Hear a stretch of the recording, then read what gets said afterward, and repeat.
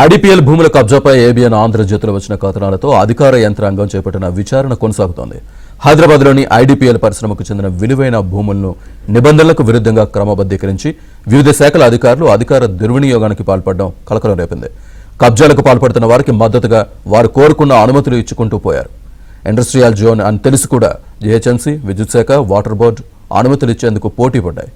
రాజకీయ ఒత్తిడితో ఈ భూములకు రెసిడెన్షియల్ లేఅవుట్లకు ఇచ్చే రోడ్లు, విద్యుత్, తాగునీటి పైప్లైన్లు, డ్రైనేజీలు వంటి మౌలిక వసతులు కల్పించాయి.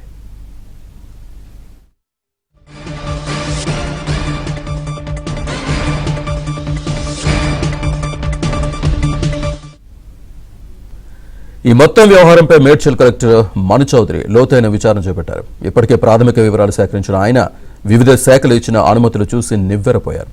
ఏబిఎన్ ఆంధ్రజ్యోతి కథనంలోని అంశాలకు పరిగణలోకి తీసుకుని విచారణ అనంతరం ప్రభుత్వానికి పూర్తి స్థాయి నివేదిక పంపనున్నారు. ఇప్పటికే కఠిన చర్యలు తీసుకోవాలని సీఎంఓ ముఖ్య కార్యదర్శి ఆదేశించిన నేపథ్యంలో అనుమతులు ఇచ్చిన అధికారుల్లో అలజడి మొదలైంది.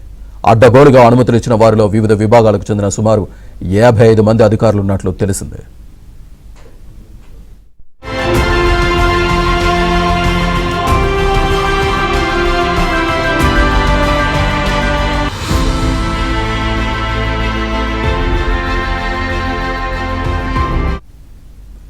పరిశ్రమల కోసం కేటాయించిన భూముల్ని నివాస ప్రాంతాల ముసుగులో మౌలిక వసతుల కల్పనకు అనుమతులిచ్చిన అధికారులపై విజిలెన్స్ విచారణకు ప్రభుత్వం ఆదేశించింది.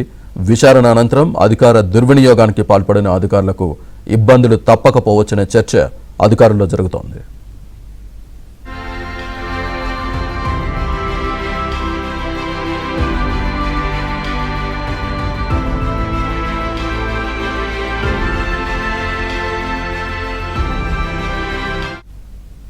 ఐడిపిఎల్ భూములపై విజిలెన్స్ విచారణను స్వాగతిస్తున్నానని, తానే విచారణ కోరానని ఎమ్మెల్యే మాధవరం కృష్ణారావు అన్నారు. 20 ఏళ్ల నుంచి తనపై ఆరోపణలు చేస్తున్నారని, ఈ విచారణతో క్లారిటీ వస్తుందని చెప్పారు.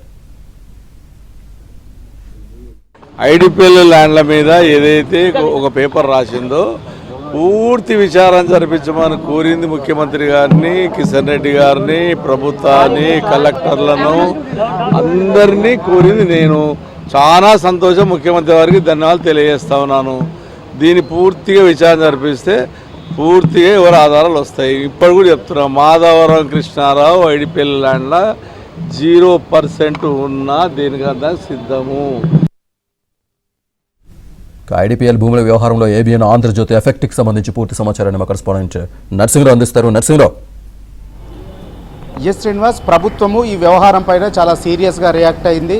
విజిలెన్స్, రెవెన్యూ అధికారుల విచారణ కోసము ప్రభుత్వము ఆదేశాలు జారీ చేసింది. ఇప్పటికే విచారణ కూడా ప్రారంభమైంది. ఏబిఎన్ ఆంధ్రజ్యోతి వాస్తవానికి ఈ ఐడిపిఎల్ భూముల వ్యవహారంలో జరిగినటువంటి అక్రమాలని వెలికి తీసుకొచ్చింది, బాహ్య ప్రపంచానికి చూపెట్టింది. వాస్తవానికి 1961లో ఇక్కడ స్వతహాగా ఈ ఫార్మాను అభివృద్ధి చేయడం కోసము కేంద్ర ప్రభుత్వము ఇక్కడ ఐడిపిఎల్ని ఏర్పాటు చేసింది. So Indian drugs pharmaceutical limited ఇక్కడే స్వతహాగా ఇక్కడ ఫార్మాను డెవలప్ చేయడం కోసము ఈ ఐడిపిఎల్ని కేంద్ర ప్రభుత్వం 1961లోనే ఏర్పాటు చేసింది. సో ఈ కంపెనీ కోసము అప్పట్లో రాష్ట్ర ప్రభుత్వం దాదాపుగా 902 ఎకరాల భూమిని 4 ప్రాంతాల్లో కేటాయించింది. ఇటు కూకట్పల్లి, కుత్బుల్లాపూరు, మూసాపేట ఈ ప్రాంతాల్లో, సనత్ నగర్ ఈ ప్రాంతాల్లో భూముల్ని, బాలానగర్ ఈ ప్రాంతాల్లో దాదాపుగా 902 ఎకరాల భూమిని కేటాయించింది. సో అక్కడ ఈ పరిశ్రమను ఏర్పాటు చేశారు ఈ ప్రాంతాల్లో. అయితే ఆ తర్వాత ఆ పరిశ్రమ మూతపడిన తర్వాత నిలిచిపోయిన తర్వాత కాలక్రమంలో ఆ భూములకి హైదరాబాద్ నగరము వ్యాప్తి చెందినటువంటి క్రమంలో ఆ భూముల యొక్క విలువ కూడా చాలా పెద్ద ఎత్తున పెరిగింది.